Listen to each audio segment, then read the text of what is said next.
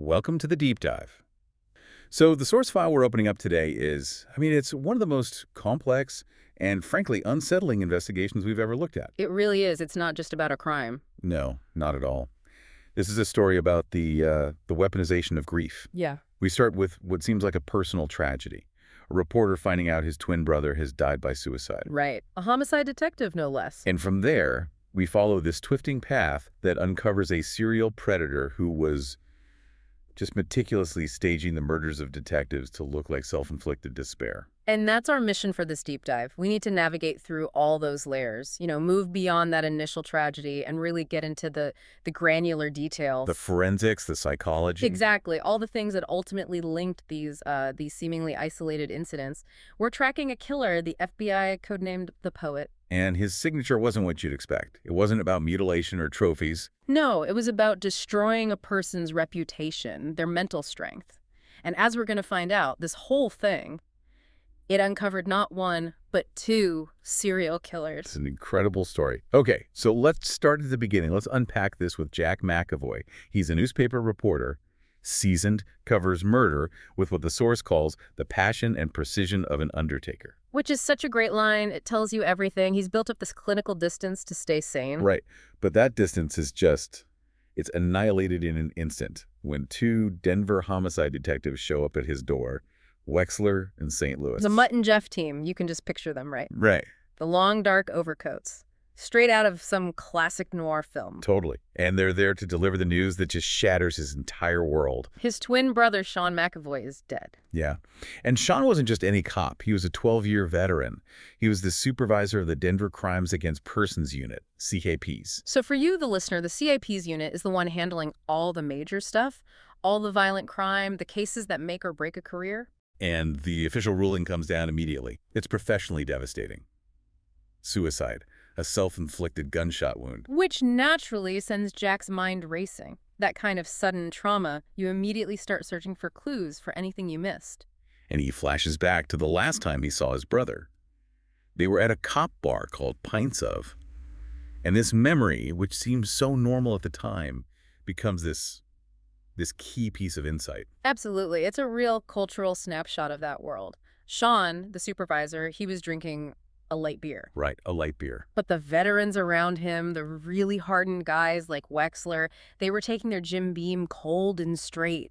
It's such a small detail, but it says so much. It really does. The implication is, the older cops felt they needed that strong, undiluted medicine to cope with what they see every day. And Sean was trying to, maintain a facade of control? Or maybe he just hadn't crossed that psychological line yet. Who knows? But Jack looks back on that late beer and sees it as a missed clue, a sign that his brother was already struggling.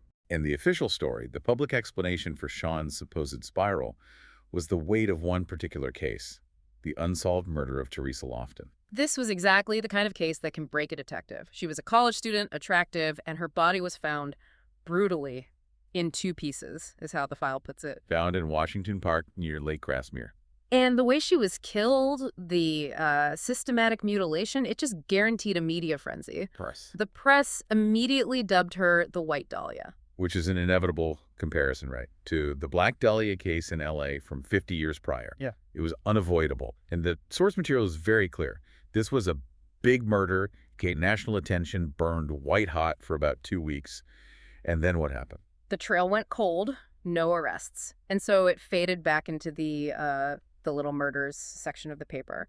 And that failure, that public inability to get justice for this high-profile victim, that was cited as the official reason for Sean's despair. Okay, so let's turn to the scene itself. Because when you look at the initial facts, the suicide ruling seems completely irrefutable. It does. He drove to Bear Lake in Estes Park, a place that you learn already has this immense personal weight for Jack. Yeah, his sister Sarah died in that same lake 20 years earlier. Just a devastating location.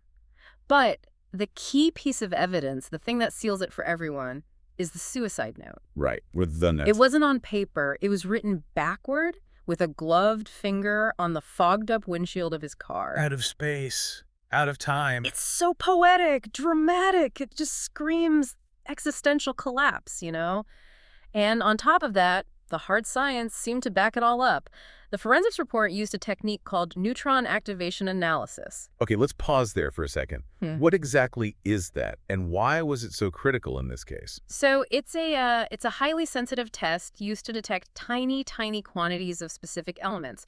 In a case like this, they're looking for burned gunpowder residue, or GSR. Got it. And the analysis confirmed that there were burned gunpowder particles on Sean's right leather glove. Which proves he fired the weapon with his right hand. Conclusively. Yeah. And then the autopsy found more GSR and gas burns inside his throat. That's exactly what you'd find if someone fired a handgun inside their mouth. So you put it all together, the poetic note, the location, the definitive GSR evidence. It looked like an open and shut case of a good cop who is just overwhelmed by his job. And then Jack finds out something that just amplifies the whole tragedy. Sean had been secretly seeing a psychologist. He was going to private therapy, deliberately avoiding the departmental counselors. Because he was afraid. Afraid that if word got out he was struggling, it would undermine his position as the head of CAPs. It's a secret born out of professional pressure. But for Jack, it just adds this profound layer of guilt, this feeling that he failed to connect with his brother when he needed it most. It's awful. The source even says the grief he felt for Sean was deeper than the grief he'd allowed himself to feel for his sister all those years ago. It's a different kind of pain, isn't it? The death, plus the realization that Sean felt so alone, so trapped by that professional shield. But this is where Jack, the reporter, starts to take over. From Jack, the grieving brother. He uses his press access, this system of favor trading he has with the Captain Forrest Grolon. Right, a source he's cultivated over the years. And he gets his hands on the file. And suddenly, that irrefutable evidence starts to look, well, a little bit refutable. The key is the park ranger, Stephen Pina. Pina's testimony was basically the foundation of the whole suicide ruling. He said he heard the shot and he had the car in his line of sight within 5 seconds. And his professional opinion was that it was impossible. Impossible for anyone to have left that car after the shot and gotten away unseen. End of story. Case closed. But Jack sees the gap. He pushes Grolon on the timeline, and this tiny, crucial detail comes out. What was it? After Pina checked the body and confirmed Sean was dead, he ran back to his shack to make his calls. Okay. He called 911, then his supervisor. He was inside that shack, with no view of the car, for several minutes after he checked the body. And that's it. That's the window. That's the window. 5 seconds of immediate sight is one thing. But several minutes of blind time after the initial check? That's more than enough time for someone who knows what they're doing to stage the scene and just walk away. Disappear. It opens the door to homicide. But Sean's colleagues, Wexler and St. Louis, they just dismiss it. They say the Lofton case, the chop job, was just collateral damage to the suicide, not some grand conspiracy. It feels like professional deflection, a way to close the book on a case that's painful and complicated. Right. But Jack can't shake it. And this doubt forces him to start looking for patterns outside of Denver. So his grief becomes an investigation. A full-blown investigation. He's hunting for a pattern now, and that search takes him to Chicago, to the case of another detective, John Brooks. They called him Jumpin' John. And the parallels are pretty frightening from what I remember. Almost identical. Brooks's suicide was also officially linked to an unsolved case.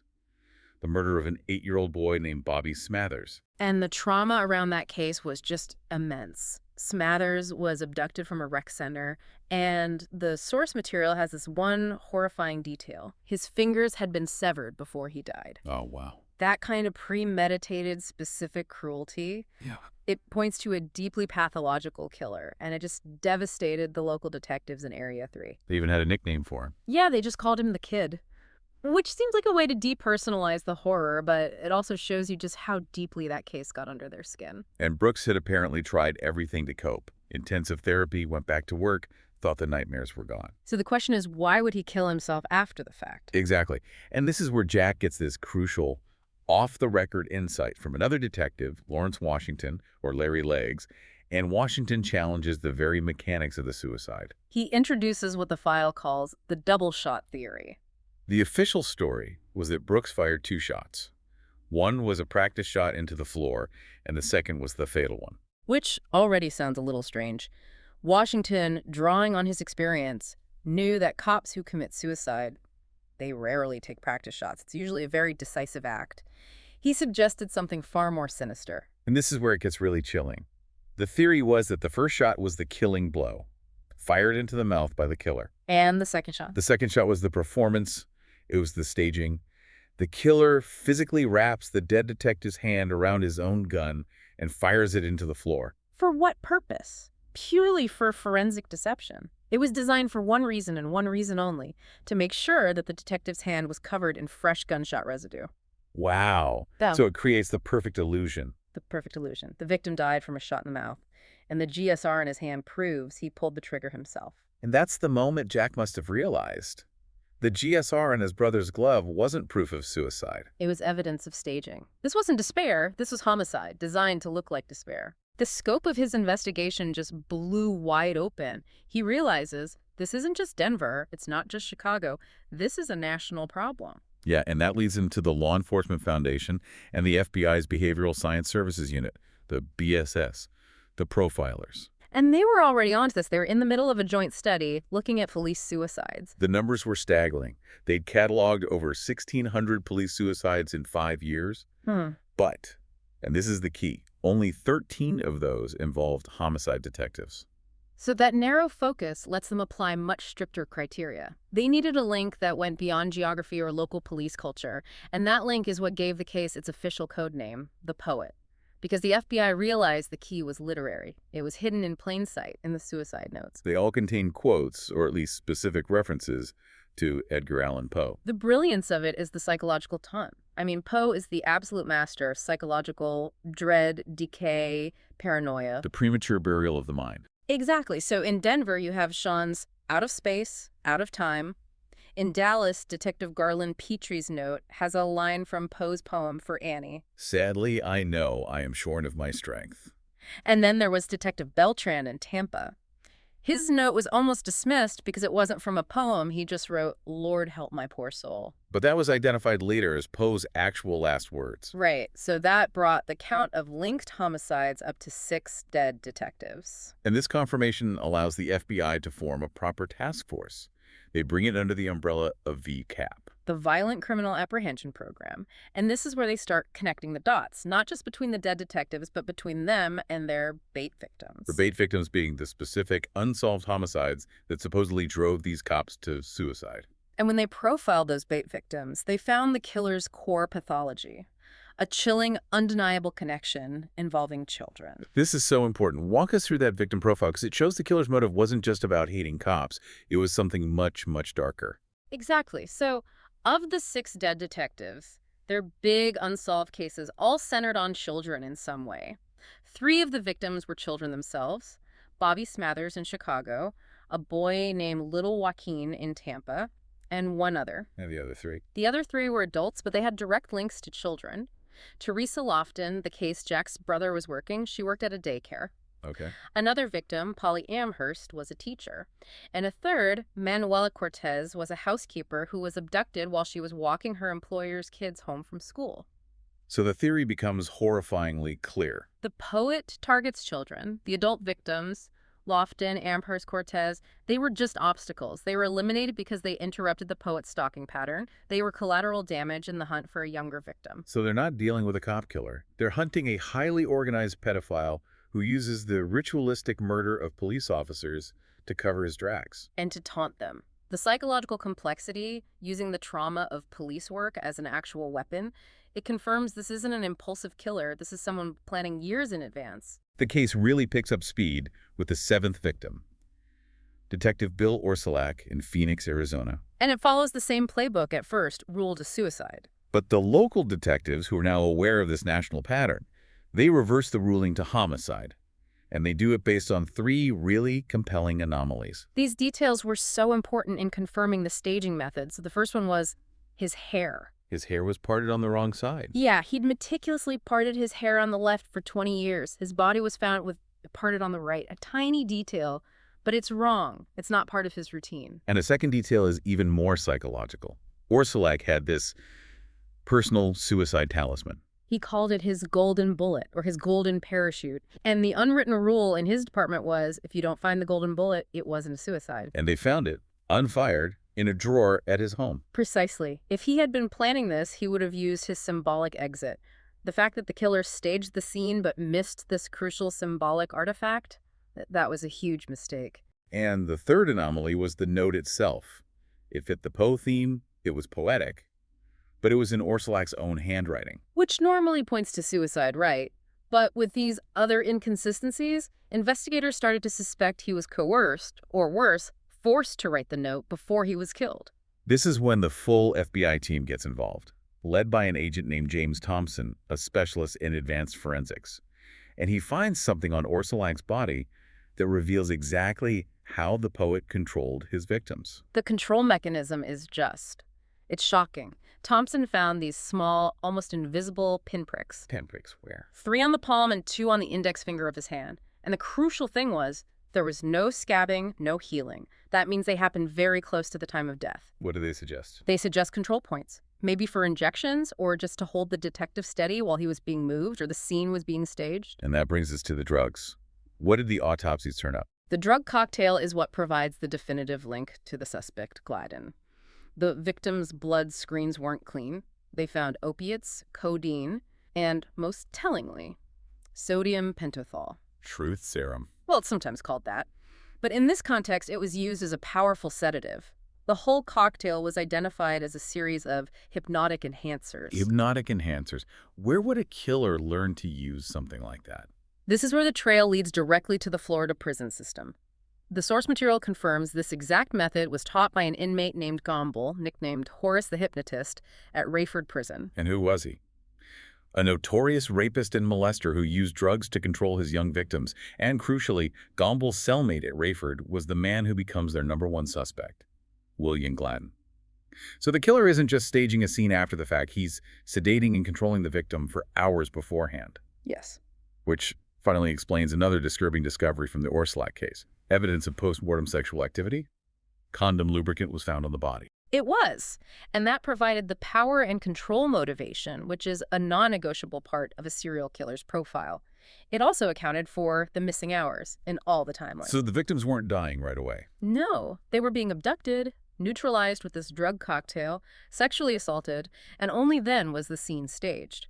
The transport often involved a sleeping bag, which left these tiny traces of kapok fiber on the bodies, another piece of forensic evidence that had been overlooked. And as the investigation closes in, the poet escalates things. Yeah. He sends a direct taunt to the lead agent, Bacchus.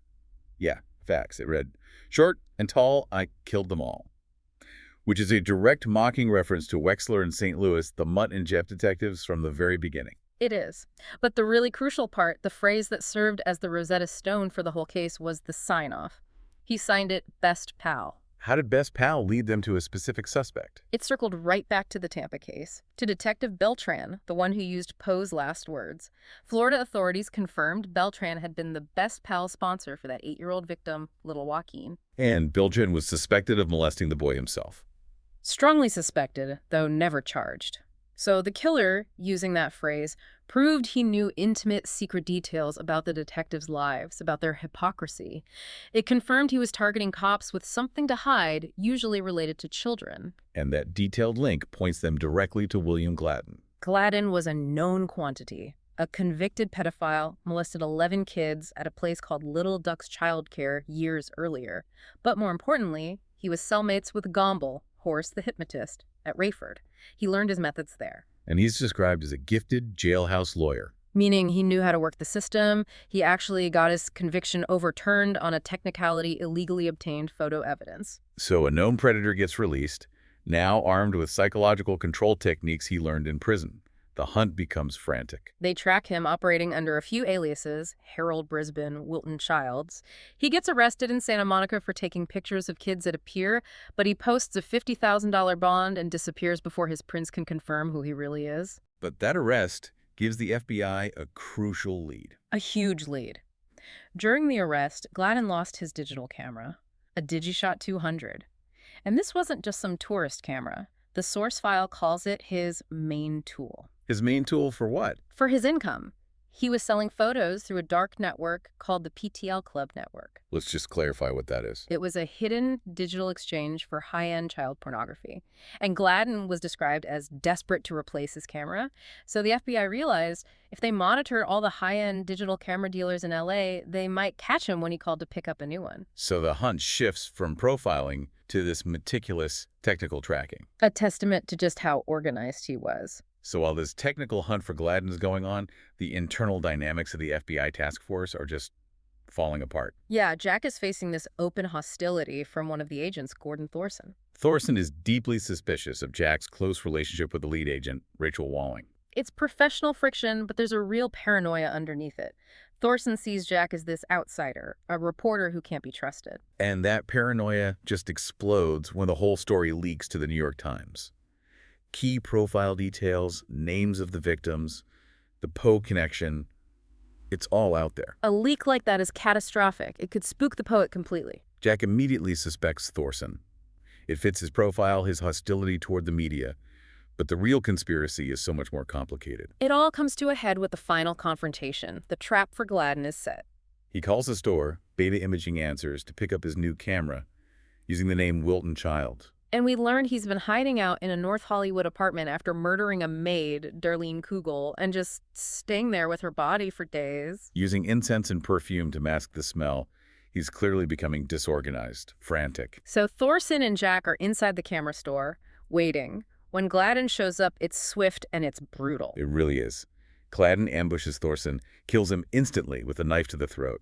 Jack is forced into this desperate fight for the gun. And Gladden recognizes him. He says, "You're a reporter. I recognize you," which proves he was following the case closely. In the struggle, Jack manages to fire 2 shots. The second one kills Gladden.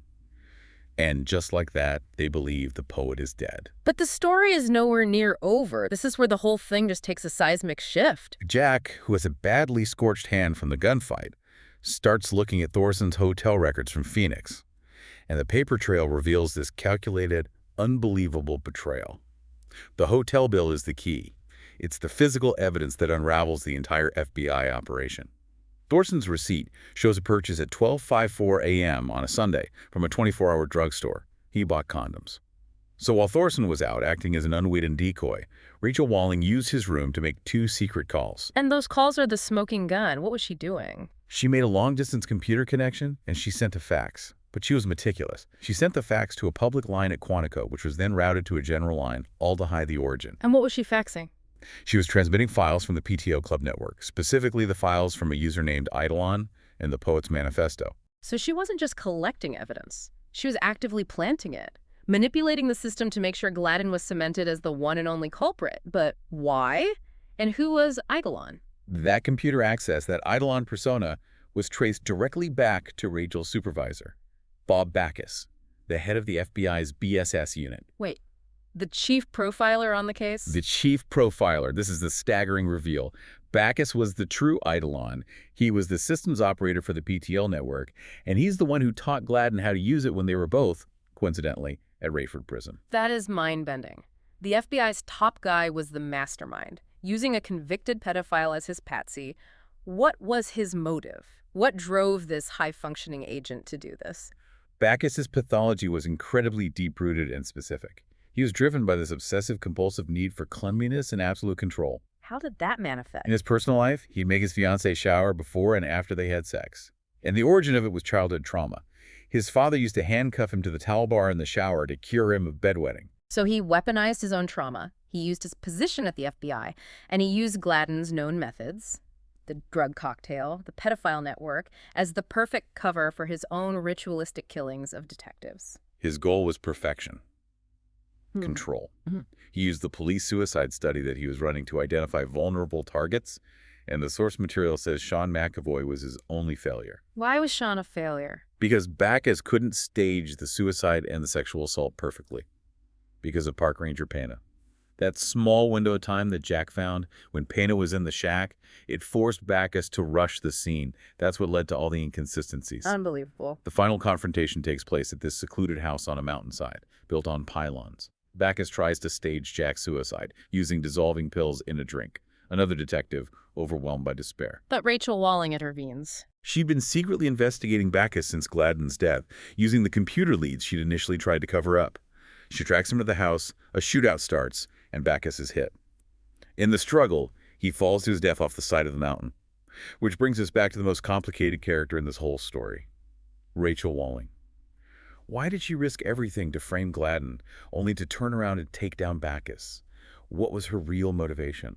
It all comes from this profound buried trauma. Rachel Walling's father was Gomble. Horace the hypnotist? The man from Rayford Prison, the rapist who taught Gladden his methods. He was her father. She joined the FBI not just to catch criminals, but to understand her own inherited pain, to understand the pathology of men like her father. So she was using her position in the BSS to hunt the victims of men who were like Gomble. Exactly. She steered the suicide study toward cases where detectives had preyed on children, like Detective Beltran and his best pal, Little Joaquin. By cementing Gladden's guilt, Gladden being her father's philosophical successor, she was carrying out this perverse form of justice. It was a dark, private act of self-therapy. Using the full weight of the FBI to achieve a deeply personal and deeply compromised sense of peace. Wow. So an investigation that starts with one man's grief over a single suicide Uncovers two linked serial killers. William Gladden, the pedophile used as bait, and Bob Bacchus, the BSS agent and true architect who weaponized police despair. And the aftermath leaves almost nothing of Bacchus. When they searched his apartment, it was immaculate. No souvenirs, no clues.